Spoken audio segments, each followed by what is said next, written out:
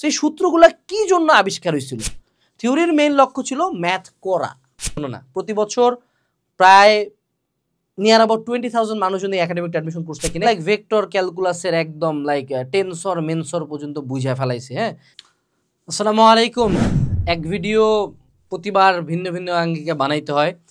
তো আজকের এই ভিডিওটা অ্যাকচুয়ালি গাইডলাইন ভিডিও হচ্ছে বেশি আমার মনে হয় আমাদের দুইজনের একটা ডিসকাশন ভিডিও হবে। তুমি এবং আমি যে স্ক্রিনের পাশে বসে ভিডিও দেখতেছো তার সাথে আমার একটা কাইন্ড অফ ডিসকাশন ভিডিও হবে। এবং এই প্রবলেমটা খুবই প্রকট, কিন্তু আমরা অনেকে এটা বাইরে স্বীকার করি না।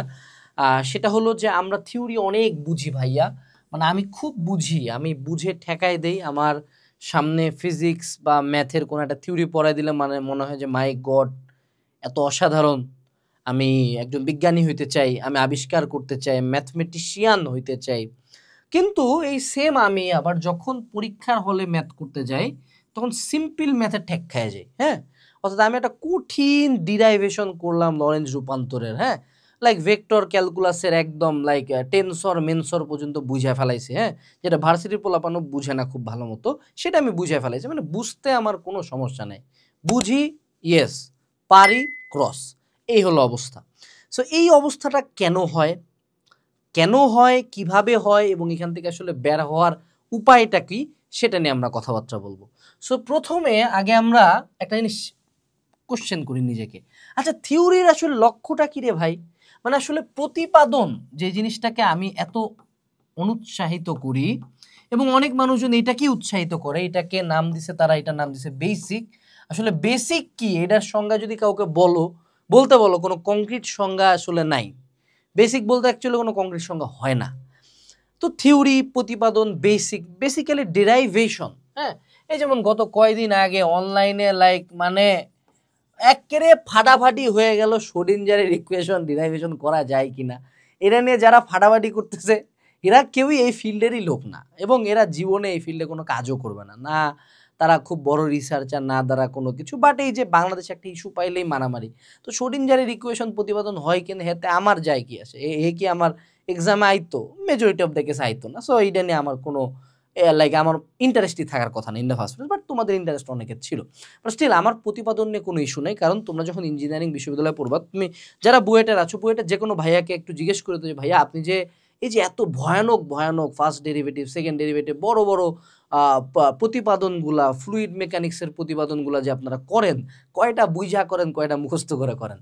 অসংখ্য প্রতিপাদন বুয়েটের পোলাপান মুখস্থ করে। এটা সে হ্যাঁ হইতে পারে টিচার ফাইটার 2-3টা বুঝা করছে, অনেক পোলাপান প্রতিপাদন পরীক্ষার আগে আগে ঠাকাঠাক মুখস্থ করে। হ্যাঁ, তো কথা হলো যে এই প্রতিপাদন নিয়ে এত আলাপ হইতেছে, থিওরি নিয়ে এত আলাপ হইতেছে, এবং অনলাইনে তুমি দেখবে দুই টাইপের ডিস্টিংক্ট মানুষ আছে, যারা হলো থিওরি করে পাগল হয়ে যায়, আরেকজন পাগল হয়ে হলো সলভ নিয়ে, না আমাকে সলভ করতে হবে। হ্যাঁ, একজন বলে বেসিকের কথা, একজন বলে কমনের কথা।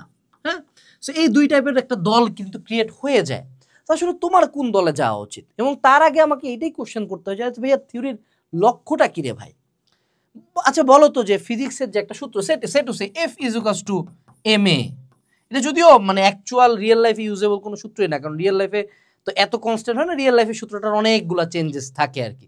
বাট নিউটন এই সূত্রটা কেন আবিষ্কার করছিল? ওয়াই দো? মানে did he invent this equation just so that it can be derived? একটা ইকুয়েশনের আসলে আবিষ্কার বা যে কোনো স্পেসিফিক্যালি ম্যাথমেটিক্যাল ইকুয়েশন কেন আবিষ্কার করা হয় বলো দেখি?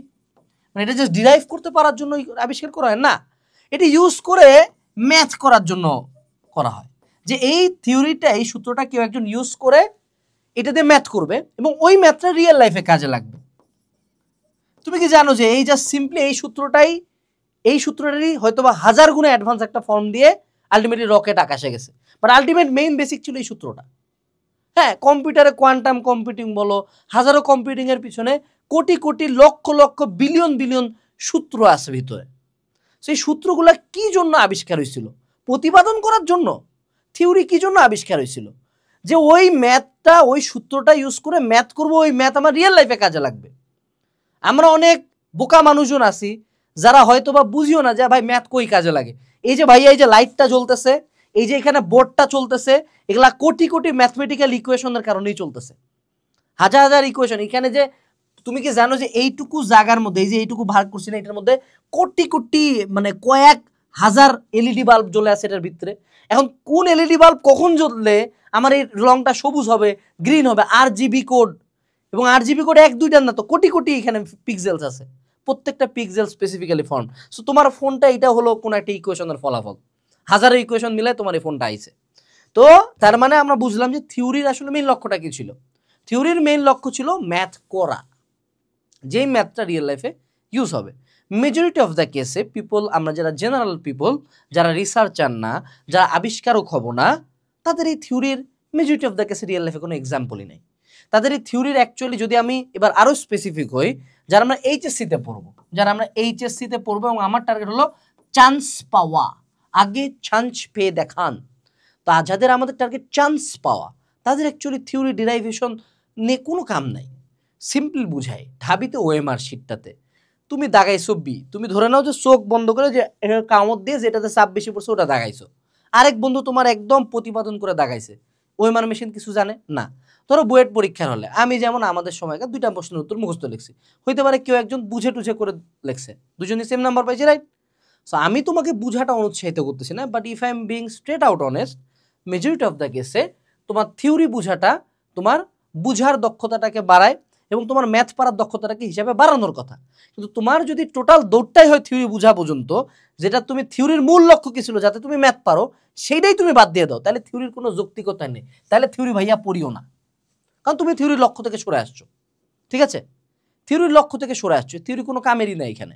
ধরে নাও আমি নামাজ পড়ি না, আমার আল্লাহর উপর বিশ্বাসও নাই, আমি জাকাতও দেই না, কিছুই করি না, কিন্তু আমি হজ করি, আমার অনেক টাকা, হ্যাঁ, আমি এদিকে পথে পথে পথে পথে শিরক করি, তো এই হজ দিয়ে আমি কি করবো? এই হজের কোনো যৌক্তিকতা আছে?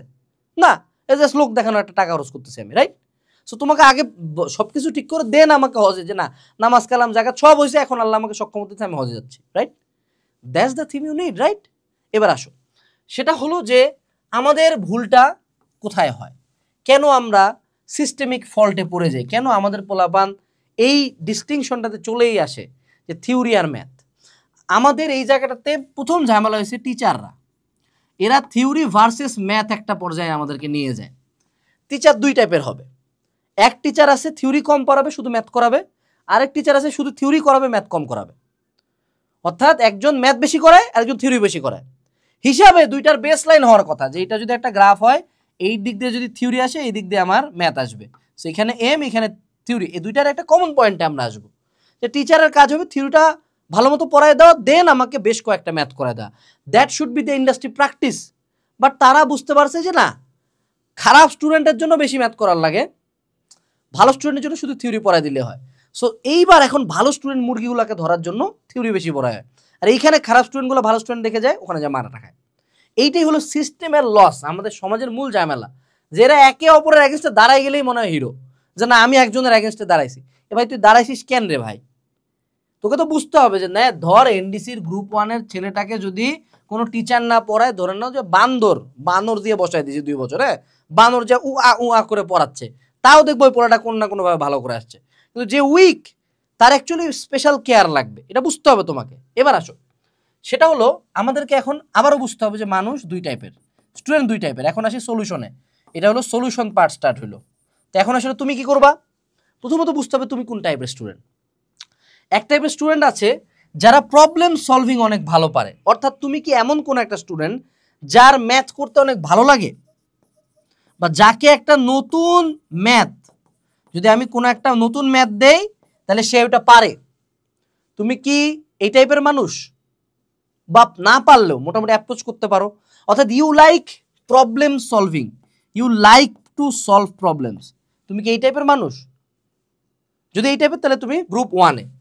আর তুমি যদি গ্রুপ 2-তে হও, গ্রুপ 2-এর মানুষজন কি করে, এরা হলো ট্রায়াল বা প্র্যাকটিস বেস, যে এদের ম্যাথ খুব একটা পছন্দ না, এরা ম্যাথ করে পাস করার জন্য, প্লাস পাওয়ার জন্য, এরা ট্রায়াল বেসিসে ম্যাথ করে। অর্থাৎ ধরে নাও যে ওকে প্রতি টাইপের তুমি 3-4টা করে ম্যাথ করাই দিবা, ওই টাইপের মধ্যে আবার ম্যাথ দিবা, ও পারবে।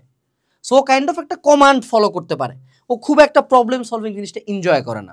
যেমন তুমি আমাদের এখানেই দেখবা যে এই যে শফিক ভাই আছে এখানে, এই লোকটা বুয়েটের 96 ব্যাচ, এই লোকটা যে এত অ্যাবনর্মাল লেভেলে ম্যাথ করে এবং এই লোকটা ম্যাথ নিয়ে obsess, he likes problem solving.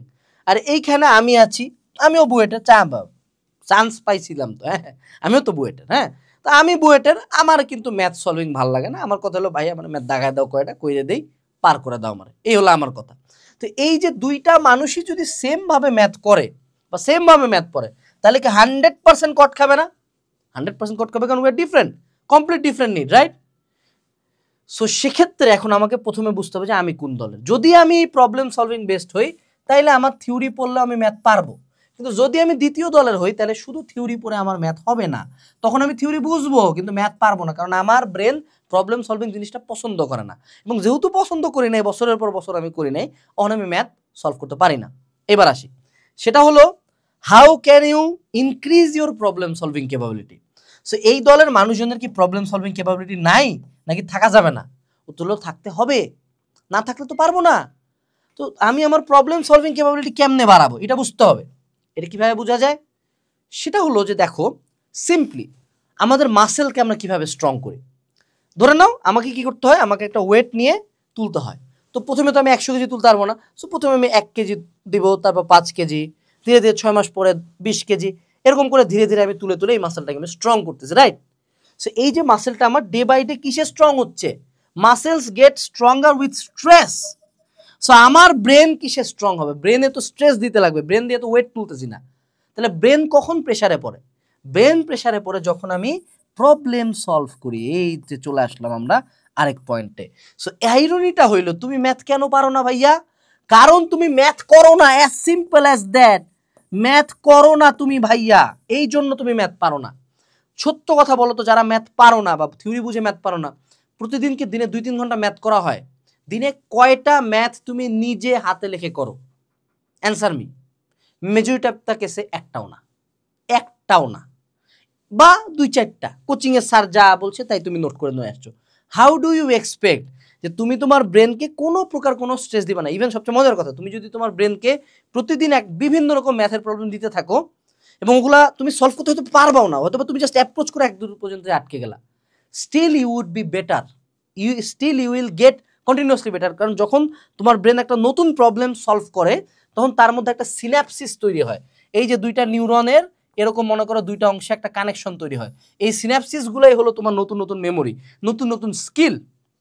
তোমার ফ্রন্টাল সেরিব্রাল কর্টেক্সটা আরও ডেভেলপড হয়, আরও ব্রেনের মধ্যে যে খাসকাটা থাকে না, ওই গ্রুপসগুলো আরও বাড়ে, ঠিক আছে, জাইরাস আর ফিচার। সো এই যে জিনিসগুলা তোমার কখন হবে? যখন তুমি প্রবলেম সলভ করতেছো, কিন্তু তুমি তো প্রবলেম অ্যাপ্রোচই করো না, ঠিক আছে? সো আজকে থেকে আমি তোমাকে একটা প্রো টিপ দিয়ে দিই। তুমি দিনের একটা ম্যাথ টাইম আনো, 1 ঘন্টা থেকে 2 ঘন্টা টাইম তুমি শুধু ম্যাথ করো, দরকার হলে দেখে দেখে করো। প্রথমে দেখিও না, প্রথমে ম্যাথটা নিয়ে ট্রাই করো, প্রথমে যে কোনো একটা ক্লাস করো, দেন ট্রাই করো, দেন আটকে গেলে দেন তুমি সলভ দেখো। এই আটকে যাওয়া পর্যন্তই তুমি ব্রেনকে একটু প্রেশার দাও, দেখবা অটো অনেক পারতেছো। এরপরে আসো দ্বিতীয় যেটা, সেটা হলো ইউনিট স্পেশাল ক্লাসেস। এটা হলো আরেকটা বড় পয়েন্ট। আমি তোমাকে যতই ম্যাথ করতে বলি, আমি কিন্তু সেম গোয়ালের গরু, যে আমরা ম্যাথ করতে পছন্দ করি না, হ্যাঁ, ঠেকায় না পড়লে। সো আমার আরেকটা টেকনিক ছিল, আমি একটা টিচারই রাখছিলাম যার কাজই হবে প্রতিদিন আমার কাছে ম্যাথ করতে দাও এবং ম্যাথটা বুঝাই দাও যদি আমি আটকে যাই, ঠিক আছে, খাতা কাটে সে চলে যাইতো। এইটা যদি তোমার প্রিভিলেজ না থাকে, সেক্ষেত্রে দেখো আমাদের একাডেমিক টু অ্যাডমিশন কোর্সটা কিন্তু আমরা বলি কলেজ থেকে ক্যাম্পাসে এক কোর্স। এখন আমি কিন্তু ম্যাথের একাডেমিক ক্লাসে আমাদের শফিক ভাই ম্যাথের অন্তরীকরণ নিচে 7 ঘন্টা না 14 ঘন্টা, ওই এক ক্লাসে হয়ে যাওয়ার কথা, কিন্তু না, আমি জানি তোমার নিড কি। সো আমি তোমাদের একটা সেপারেট ম্যাথ টাইপের ক্লাস দিছি, ম্যাথ সলভিং ক্লাস। 12 ধাপের ক্লাসের মধ্যে একটা হলো ম্যাথ সলভিং ক্লাস। এটা হলো আমাদের একটা লাইক ক্যাপস্টোন প্রোডাক্ট। টোটাল 12 ধাপের ক্লাস আছে, একাডেমিক এভরিথিং, যা যা চিন্তা করো, কোশ্চেন ব্যাংক সলভিং যা কিছু, এর মধ্যে একটা ক্লাস ম্যাথ সলভিং ক্লাস, যে ক্লাসে টিচার শুধুমাত্র কয়েকটা রাইটারের টাইপ ওয়াইজ ম্যাথ সলভ করো, প্রতি টাইপের টিচার ম্যাথ করাই দিবে। এবং তুমি যখন টিচারকে থিওরি পড়ানো বাদে যা সিম্পলি ম্যাথ করতে দেখবা, এটাও তোমার ব্রেনে আরেকটা সেম ইফেক্টিভ ফেলে, প্রায় কাছাকাছি। অর্থাৎ তুমি ম্যাথ করা মোটামুটি 100, হ্যাঁ, টিচার ম্যাথ করা কিন্তু অ্যাটলিস্ট 50। সো তুমি পারলে যেটা করো, একাডেমিক অ্যাডমিশন কোর্স নিয়ে সুন্দর মতো বসে বসে একটা ম্যাথ ক্লাস করো, ম্যাথ সলভিং ক্লাস করো, দেন ইউ ইয়োর সেলফ ওই চ্যাপ্টারটা নিয়ে বসো, দেখো তুমি কয়টা পারো। কারণ টিচার একবার করছে, তুমি কিন্তু সলভের প্রসেসগুলো দেখছো, পারলে একটা খাতা কলম নোট ডাউন করে যে পয়েন্টগুলো তোমার কাছে ভালো মনে হয়েছে, then you go for that. মার্কেটে একাডেমিক অ্যাডমিশন কোর্সের মতো ফিচার বাংলাদেশের কোনো কোর্সে নাই। কুপন হলো এজ 30। যে এই ভিডিওটা দেখতেছো, তুমি যদি ফিউচারে এই ভিডিওটা দেখে থাকো, তাও তুমি একাডেমিক অ্যাডমিশন কোর্স কিনে, এটা শুধু এক ব্যাচের জন্য না, প্রতি বছর প্রায় নিয়ার অ্যাবাউট 20,000 মানুষজন এই একাডেমিক অ্যাডমিশন কোর্সটা কিনে। কারণ তারা প্রথমে অনেক জায়গায় যায়, বাট পরে দেখে যে 12 ধাপের মানে like academic class, individual class, math solving class, test math solving class, varsity, medical, engineering এর class, question bank solving class, exams, materials, master plan, routine, everything একটা কোর্সে আছে। এবং অ্যাপে ঢুকে ক্লাস করা যায়, ক্লাস ডাউনলোড করে রাখা যায়। সব কিছু একটা কোর্সে পাইতে চাইলে, যদি তুমি এখন পর্যন্ত একাডেমিক অ্যাডমিশন কোর্স না কিনে থাকো, আমি বলবো you are missing something. So total ভিডিওটার সামারিটা কি? টোটাল ভিডিওটার সামারি হলো সিস্টেম অনেক শিট, আমাদের কান্ট্রির সিস্টেম ভেরি শিট, বাট সিস্টেমের দিকে আঙ্গুল তুলে কেউ কখনো কিছু করতে পারে নাই। তুমি যদি সিস্টেম চেঞ্জ করতে চাও, সিস্টেমের পার্ট হও, সিস্টেমের উপরে যাও, then you change the system. ফেসবুকে স্ট্যাটাস দিয়ে সিস্টেম চেঞ্জ হয় না। সোরিঞ্জারি ইকুয়েশন দিয়ে মেলা কিছু লিখতে পারি, ফেসবুকে 4টা স্ট্যাটাস দিতে পারি, একে অপরের সাথে কঠিন মারামারি করতে পারি, বাট এটাতে সোরিঞ্জারি ইকুয়েশনের যে মূল ধারণাটা, যেটা যে কারণে এটা আবিষ্কার হয়েছিল, সেটার মধ্যে কোনো পরিবর্তন আমাদের দেশের কান্ট্রিতে আসে না।